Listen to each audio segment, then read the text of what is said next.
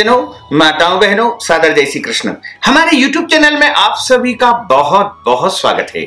मैं हूं आपके साथ आचार्य धर्मेंद्र शास्त्री। सबसे पहले आपको और आपके पूरे परिवार को करवा चौथ महापर्व की बहुत बहुत शुभकामनाएं और बधाइयां। भगवान शिव पार्वती का भरपूर आशीर्वाद आपके जीवन पर सदा बना रहे। आप सभी स्वस्थ रहें, सुखी रहें, व्यस्त रहें, मस्त रहे और उन्नति करें, प्रगति करें, आगे बढ़े। आज हम आपको करवा चौथ की महत्वपूर्ण जानकारी देने जा रहे हैं। करवा चौथ की पूजन की तैयारियां आपको किस प्रकार करनी है तथा इसमें पूजन का सामान कौन कौन सा लगेगा और पूजा का शुभ मुहूर्त क्या रहेगा, चंद्रोदय कब होगा तथा करवा चौथ के दिन आपको क्या करना चाहिए और क्या नहीं करना चाहिए, करवा चौथ का पूजन का विधान किस प्रकार रहेगा तथा करवा चौथ के दिन आपको किस प्रकार व्रत खोलना चाहिए या व्रत का पारणा करना चाहिए और करवा चौथ के दिन आपको किस प्रकार बायां करना है और सरगी करना है, ये सब हम आपको इस वीडियो में बताएंगे। तो आपसे अनुरोध है कि इस वीडियो को अंत तक जरूर देखिएगा और अधिक से अधिक लोगों को शेयर भी करिएगा। कार्तिक माह के कृष्ण पक्ष की चतुर्थी तिथि को करवा चौथ कहा जाता है। इसे कर्क चतुर्थी के नाम से भी जाना जाता है।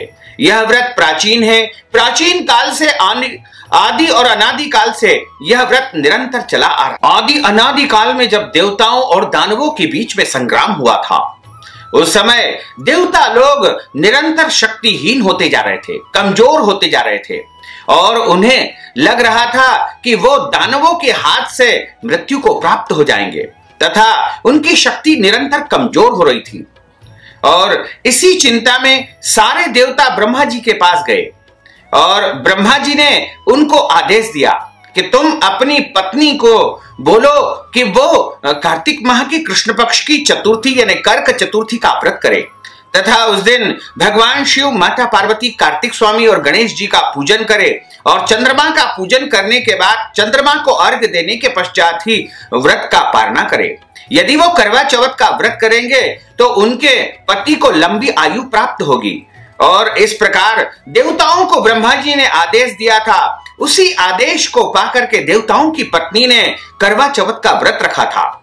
इस व्रत के प्रभाव से देवताओं को विजय प्राप्त हुई थी तथा उनको लंबी आयु प्राप्त हो गई थी और उनकी रक्षा हो सकी थी। तभी से करवा चौथ का यह व्रत चला आ रहा है। महाभारत काल में भी इसका उल्लेख मिलता है कि पांडवों की जो पत्नी थी द्रौपदी, उसने भी करवा चौथ का व्रत किया था। इसके अलावा अन्य कई प्रकार की कथाओं में, ग्रंथों में, पुराणों में करवा चौथ के व्रत का विधान बताया गया है। करवा चौथ का व्रत विशेषतः पति की लंबी आयु के लिए तथा पुत्र पौत्रादि सुख प्राप्ति के लिए और स्थिर लक्ष्मी की प्राप्ति के लिए किया जाता है और सभी स्त्रियों को अनिवार्य रूप से करवा चौथ का व्रत करना ही चाहिए। वैसे तो जो सौभाग्यवती महिलाएं हैं वो अपने पति की लंबी आयु के लिए करवा चौथ का व्रत करती है, लेकिन इस व्रत को कुंवारी कन्याएं भी कर सकती है। जब कुंवारी कन्याएं इस व्रत को करेगी तो उनको लंबी आयु का पति प्राप्त होगा। इसी के साथ जो विधवा महिलाएं हैं वो भी यदि करवा चौथ का व्रत करती है तो उनको अगले जन्म में उत्तम पति की प्राप्ति हो सकेगी। और जो परित्यक्ता महिलाएं हैं वो भी इस व्रत को करेगी तो उनको भी उत्तम पति की प्राप्ति हो जाएगी। यानी सभी प्रकार की महिलाओं को इस व्रत को अनिवार्य रूप से करना चाहिए। इस व्रत को करने से पति को दीर्घायु प्राप्त होती है, पति की उन्नति होती है, प्रगति की होती है और इसके अलावा पुत्र पौत्रादि की प्राप्ति होती है तथा घर में स्थिर लक्ष्मी की प्राप्ति होती है। कार्तिक माह के कृष्ण पक्ष की चतुर्थी तिथि को यह व्रत किया जाता है। इस बार करवा चौथ का जो महापर्व है वो 4 नवंबर 2020 बुधवार को है और बुधवार के दिन जब चतुर्थी आती है तो इसे महाचतुर्थी की संज्ञा दी गई है। इस बार 4 नवंबर को बुधवार को चतुर्थी होने के कारण महाचतुर्थी रहेगी और यह बड़ा अद्भुत और दिव्य संयोग बन रहा है। चतुर्थी तिथि का प्रारंभ 3 और 4 नवंबर की रात को 3:24 से हो जाएगा, जो कि 5 नवंबर की सुबह 6:36 तक चतुर्थी तिथि रहेगी। करवा चौथ का व्रत जो होता है वो हमेशा चंद्रोदय व्यापिनी चतुर्थी तिथि में ही करना चाहिए, तभी इसका पूरा पुण्य फल प्राप्त होगा। और करवा चौथ का जो व्रत होता है वो सूर्योदय से लेकर के चंद्रोदय तक निरंतर जारी रहता है। यानी सूर्योदय से जल अन्न सब कुछ त्याग करके इस व्रत का पालन करना होता है और चंद्रोदय होने के बाद ही इस व्रत का पारणा किया जाता है। तो इस बार करवा चौथ का जो व्रत है वो 4 नवंबर को सुबह 6:53 पे प्रारंभ होगा, जो कि जब शाम को यानी रात को जब चंद्रमा का उदय होगा 8:20 पर उस समय व्रत का पारणा होगा। यानी 4 नवंबर की सुबह 6:53 से व्रत का प्रारंभ हो करके 4 नवंबर की शाम को 8:20 रात्रि 8:20 पर व्रत का पारणा किया जाएगा। इस प्रकार इस व्रत का पालन बहुत ही कठिन और बड़ा ही कठोर तरीके से पालन किए जाने वाला है, लेकिन प्रभु शक्ति प्रदान करते हैं। भगवान की शक्ति के कारण ही माताएं बहनें इस कठोर व्रत का पालन कर पाती है। और इसमें सबसे पहले हम आपको बता दें कि पूजन की कौन कौन सी सामग्री है जो करवा चौथ के व्रत में पूजन में आपको खरीद करके बाजार से व्यवस्था करनी चाहिए। तो पूजन सामान इस प्रकार रहेगा।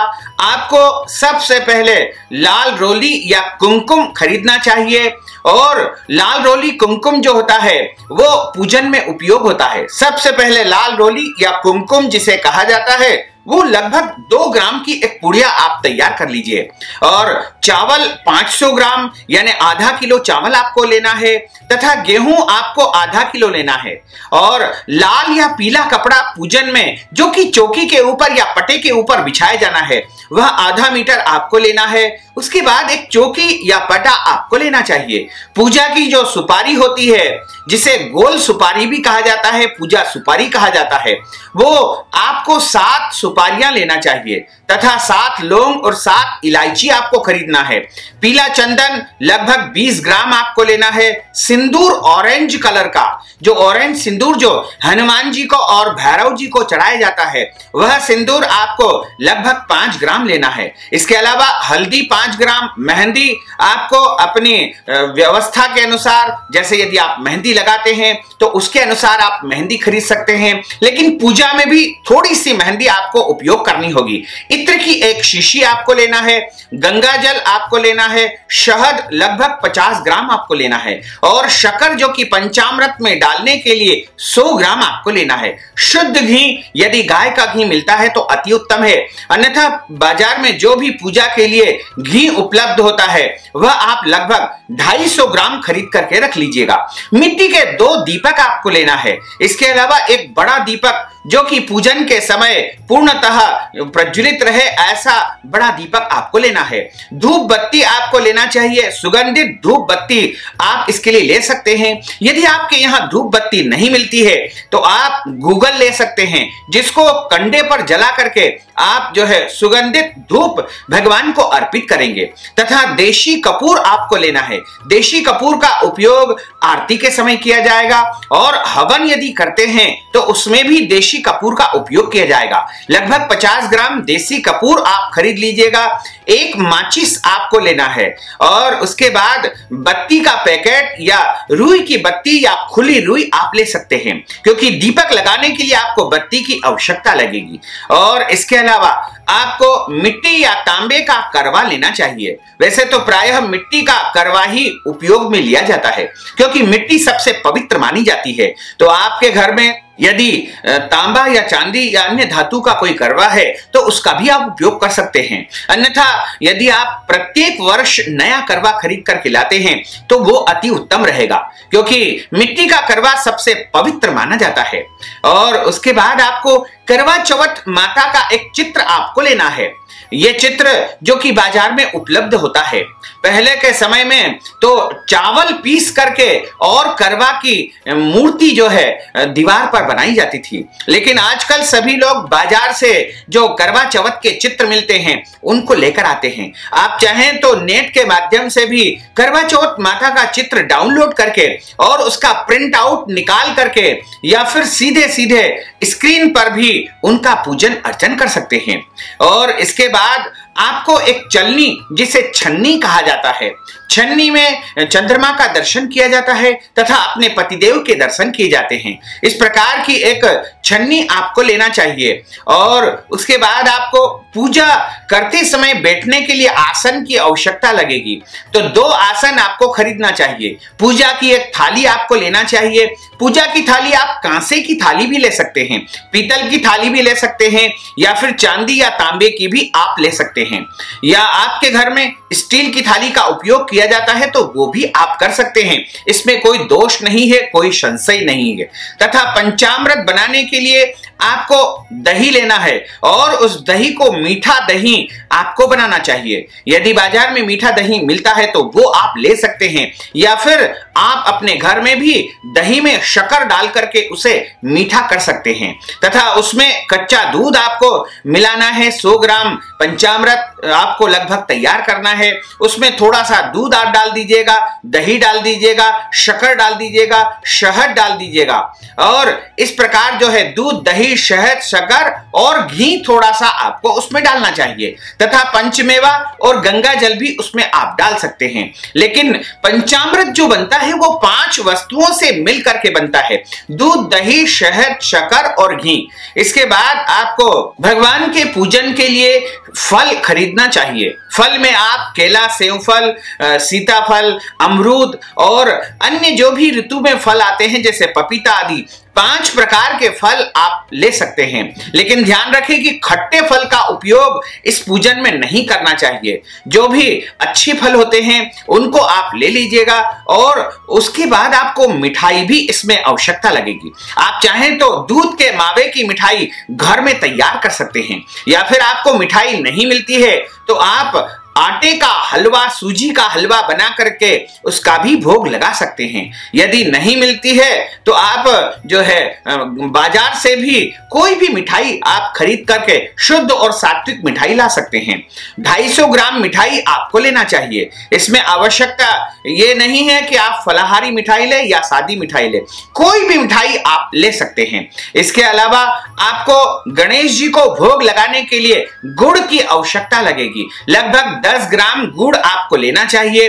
तथा गणेश जी को दुर्वा चढ़ाई जाती है तो दुर्वा भी आपको लेना चाहिए, और पान आपको लेना चाहिए। पान डंडी वाले, जिसमें डंडी होती है, ऐसे पान बाजार में उपलब्ध हो जाते हैं। तो पूजा के लिए आपको लगभग जो है 7 डंडी वाले पान लेना है। यदि आपके घर में पान लगे हुए हैं, पान की बेल होती है, तो आप उसमें से भी तोड़ करके पान भगवान की पूजा में उपयोग कर सकते हैं।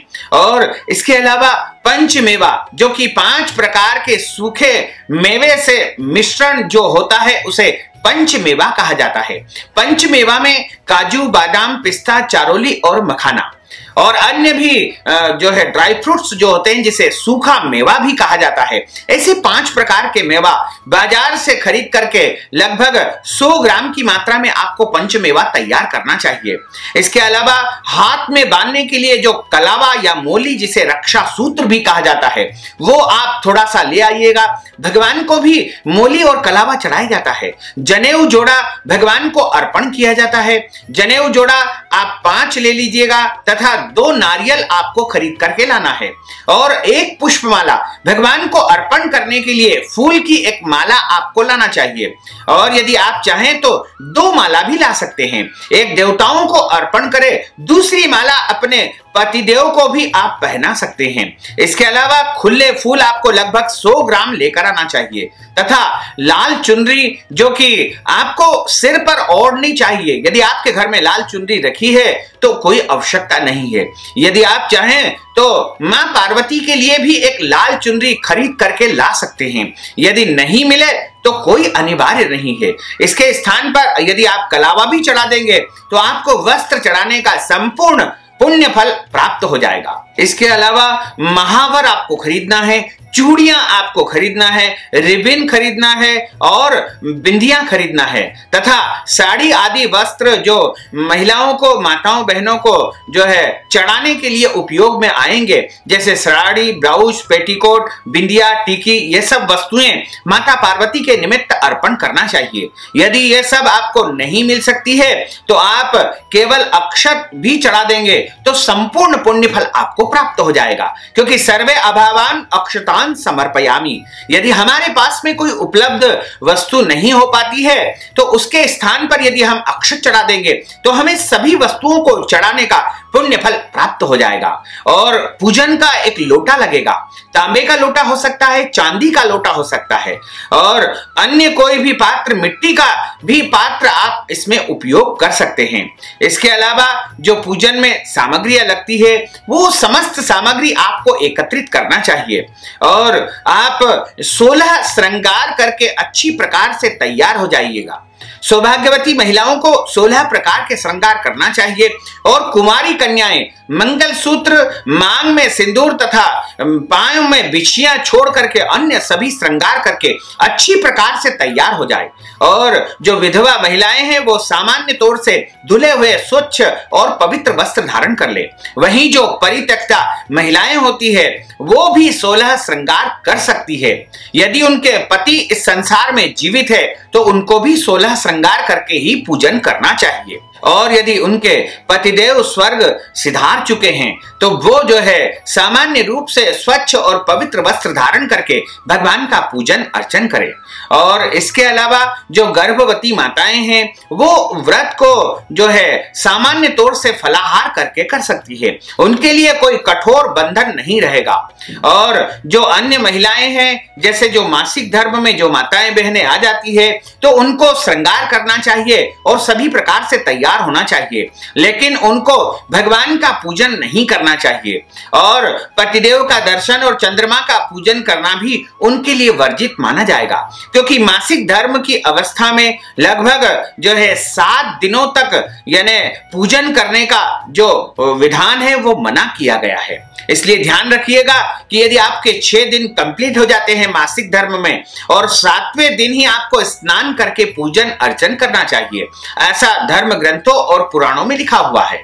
बाकी आप व्रत कर सकते हैं, इसमें कोई दोष नहीं है, व्रत आपको करना चाहिए। और व्रत का पारणा करने के लिए आपको पति के हाथ से दी हुई वस्तु से व्रत का पारणा कर लेना चाहिए, तो आपका व्रत पूर्ण माना जाएगा। इसके अलावा आपकी जो पूजन पाठ है वो कोई और विद्वान ब्राह्मण भी जो है भगवान का पूजन आपकी ओर से कर सकते हैं, इसमें कोई दोष नहीं है, कोई संशय नहीं है। 4 नवंबर को प्रातः 4 बजे से इस व्रत की विधि प्रारंभ होगी।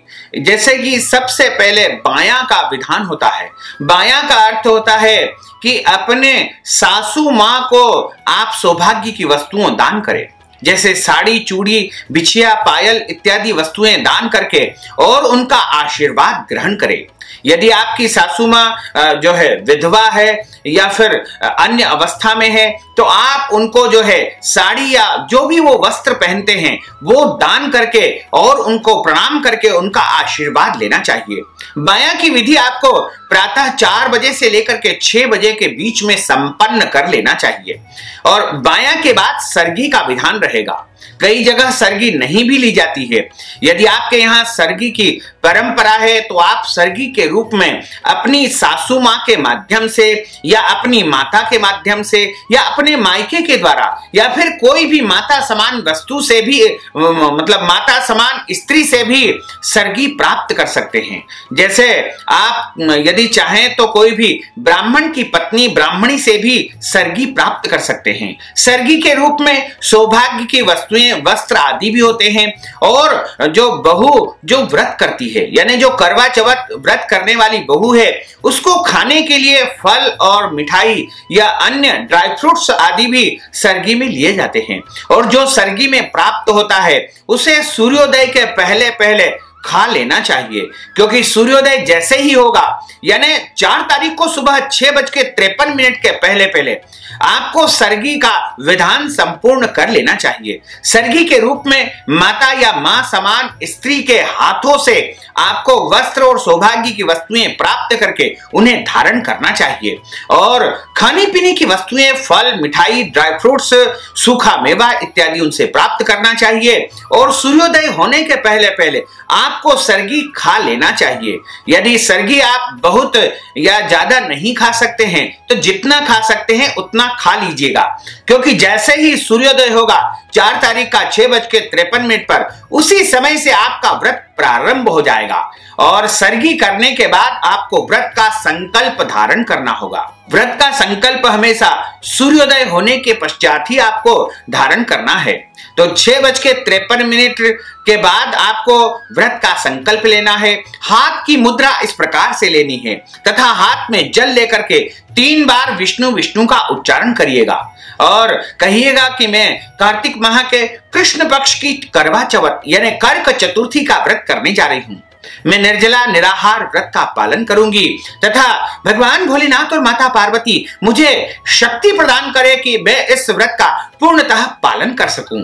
और आज मेरा नाम यह है, मेरा गोत्र यह है तथा मैं अपने पति की लंबी आयु के लिए, पति की उन्नति तथा प्रगति के लिए और पुत्र और पौत्र की प्राप्ति के लिए तथा पुत्र की लंबी आयु के लिए और अपने घर में अखंड तथा स्थिर लक्ष्मी की प्राप्ति के लिए व्रत करने जा रही हूं। इस प्रकार आप संकल्प लेकर के उस संकल्प को भगवान को अर्पण कर दीजिएगा और उसके बाद से आपका व्रत प्रारंभ हो जाएगा, जो कि निरंतर जो है चंद्रोदय तक रहेगा। यानी चंद्रमा का उदय 4 नवंबर को रात को 8:20 पर होगा। तब तक आपको निराहार निर्जला इस व्रत को धारण करना है। इसमें अन्न नहीं खाना है, जल भी नहीं पीना है, फल भी नहीं खाना है, कोई भी वस्तु का सेवन इसमें नहीं करना है। लेकिन यदि गर्भवती माताएं हैं जिनके पेट में बच्चा पल रहा है तो वो फल या फलाहार लेकर के इस व्रत का पालन कर सकते हैं। और अन्य महिलाएं जिनको शरीर में किसी प्रकार की कोई व्याधि है, कोई कष्ट है, कोई रोग है, जैसे उनको शुगर है, ब्लड प्रेशर है या अन्य कोई बीमारी है, तो वो फलाहार लेकर के इस व्रत का पालन कर सकते हैं।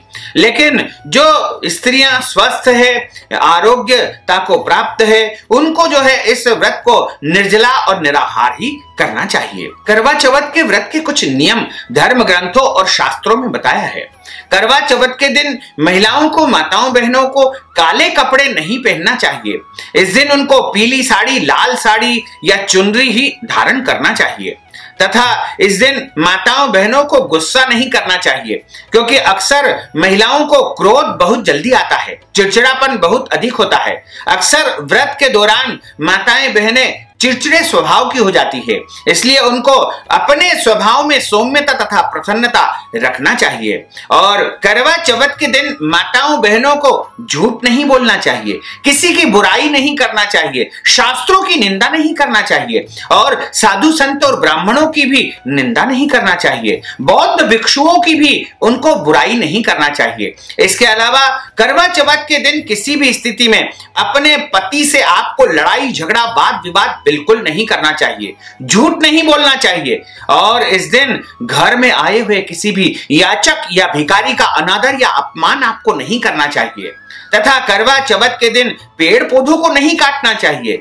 और करवा चौथ के दिन किसी भी व्यक्ति का दिल नहीं दुखाना चाहिए। घर के बड़े बुजुर्ग, माता पिता, सास ससुर या फिर किसी भी वरिष्ठ व्यक्ति का अपमान नहीं करना चाहिए। उनकी सेवा और पूजा तथा उनका आशीर्वाद आपके ऊपर रहेगा, तभी आपका करवा चौथ का व्रत सफल हो सकेगा। इसके अलावा आपको करवा चौथ के दिन किसी भी प्रकार से अशुद्ध वस्तुओं का जो है सेवन नहीं करना चाहिए, जैसे मांस, मदिरा, लहसुन, प्याज, अंडे आदि से भी उस दिन परहेज करना चाहिए। यानी इस प्रकार की वस्तुओं का पूर्णतः त्याग कर देना चाहिए। भोजन में आपको लहसुन, प्याज, मांस, मदिरा और इसके अलावा जो है आपको मसूर की दाल जो कि बाजार में मिलती है उसका भी आपको त्याग करना चाहिए। यानी इन वस्तुओं को भोजन के रूप में आपको बिल्कुल नहीं लेना चाहिए। शुद्ध और सात्विक भोजन आपको तैयार करना है। जैसे आप, चूंकि कार्तिक का महीना है, इसमें चावल नहीं खाए जाते हैं, तो आप भोजन के रूप में दाल रोटी बना सकते हैं या फिर दाल बाटी बना सकते हैं या फिर आप सब्जी और पूड़ी भी बना सकते हैं, खीर पूड़ी बना सकते हैं, हलवा पूड़ी और सब्जी बना सकते हैं। लेकिन आप ध्यान रखें कि जो भी भोजन आप तैयार करें वो शुद्ध और सात्विक होना चाहिए तथा भगवान को बिना भोग लगाए आपको भोजन ग्रहण नहीं करना चाहिए। भोजन आपको चंद्रोदय के पश्चात पूजन अर्चन संपन्न करने के बाद ही ग्रहण करना होगा। करवा चौथ का जो पूजन का जो विधान है, जो धर्म ग्रंथों तथा शास्त्रों में बताया गया है, वो इस प्रकार रहेगा। करवा चौथ का जो पूजन का शुभ मुहूर्त रहेगा, वो 4 तारीख को जो शुभ मुहूर्त होगा वो पूरे दिन रहेगा। अलग अलग समय पूजा के मुहूर्त बताए गए हैं। प्रातः काल से लेकर के शाम तक कई मुहूर्त रहेंगे। प्रातः काल सबसे पहले जो पूजन का मुहूर्त रहेगा वो सुबह 6 बजे से प्रारंभ होकर के 9 बजे तक रहेगा।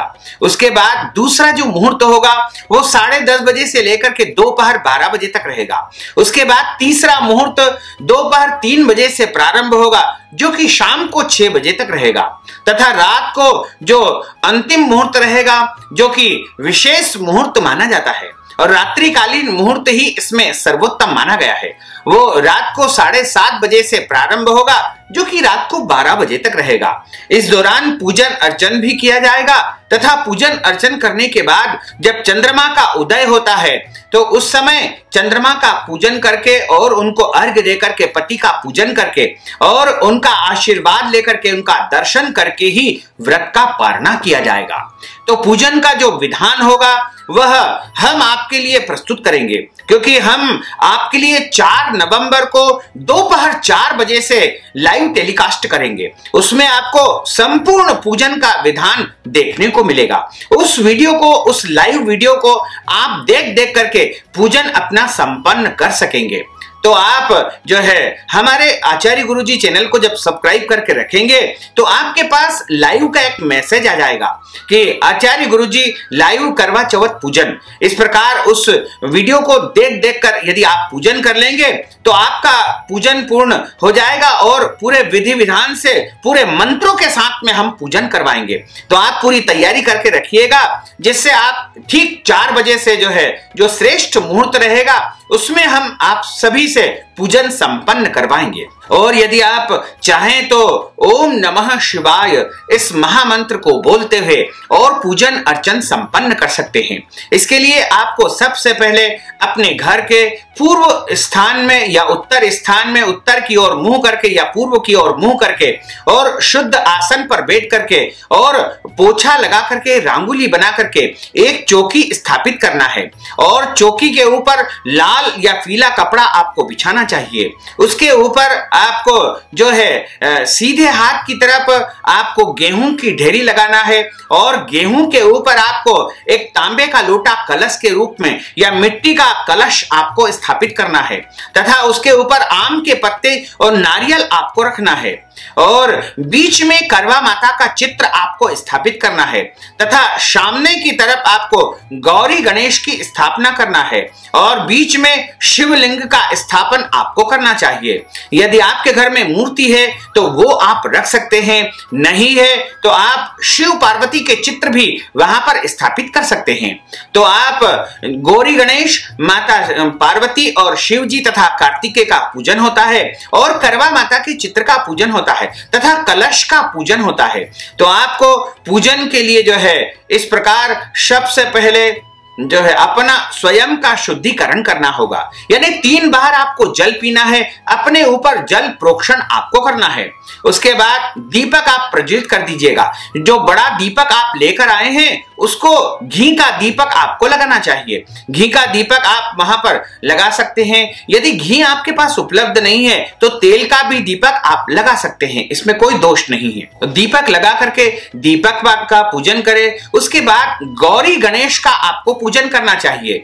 चावल रख करके और ढेरियों के ऊपर गौरी गणेश और कार्तिक स्वामी की स्थापना आप कर सकते हैं और बीच में चावल की ढेरी पर शिवलिंग का या शिव जी की स्थापना आपको करनी चाहिए और उसके सामने ही आपको सुपारी रख के जो है माता पार्वती की स्थापना करनी चाहिए और सबसे पहले आपको गौरी गणेश का पूजन करना होगा। उनका ध्यान तथा आवाहन और आसन के लिए आपको अक्षत पुष्प हाथ में लेना है और उनको आसन और आवाहन के लिए अक्षत पुष्प आपको चढ़ाना है तथा उसके पश्चात उनको 4 बार जल चढ़ाना चाहिए। पाद्यो पाद्यम हस्त्यो अर्घ्यम मुखी आचमनियम स्नानार्थे जल स्नानम समर्पयामि। यानी सबसे पहले पांव धुलाना है और उसके बाद उनको कुल्ला करवाना है यानी आचमन कराना है। पाद्योपाद्यम हस्त्यो अर्घ्यम, हाथ में अर्घ्य देना है और आचमनियम जलम समर्पयामि, स्नानार्थे जल स्नानम समर्पयामि। इस प्रकार आपको जल से स्नान उनको करवाना है। उसके बाद पंचामृत, जो दूध दही शहद शक्कर घी से आपने बनाया है, उसको चढ़ा करके उनको स्नान करवाना है। उसके पश्चात आपको शुद्ध जल से उनको स्नान कराना है। उसके बाद उनको जो है इत्र से स्नान करवाना चाहिए और उसके पश्चात मौली या कलावा उनको अर्पण कर दीजिएगा। उसके बाद जनेऊ जोड़ा उनको अर्पण कर दीजिएगा और उसके पश्चात उनको चंदन और कुमकुम अर्पित करना चाहिए। उसके बाद अक्षत उनको चढ़ाना है या एक फूल में जो है आप अक्षत, चंदन, पुष्प, हल्दी, सिंदूर, मेहंदी इत्यादि लगा करके गौरी गणेश को अर्पण कर दीजिएगा। उसके बाद उनको धूप और दीप दिखाइएगा तथा नैवेद्यम, फल और मिठाई या पंचमेवा आपके पास जो भी है वो भगवान के सामने रख दीजिएगा।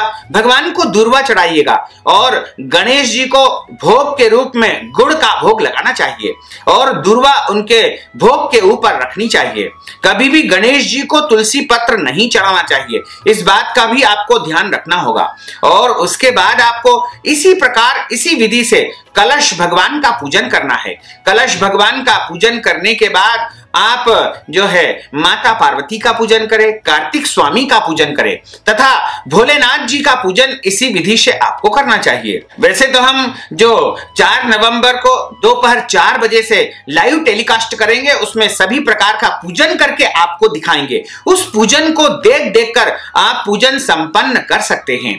और उसके बाद आपको करवा माता का पूजन करना चाहिए। करवा माता का चित्र अपने दीवार पर लगा करके और उनका पूजन अर्चन करना चाहिए। उनको नैवेद्य आदि सादी वस्तुएं अर्पण करने के बाद में, पूजन अर्चन करने के बाद में हाथ में अक्षत और पुष्प लेकर के करवा चौथ की कथा श्रवण करना चाहिए।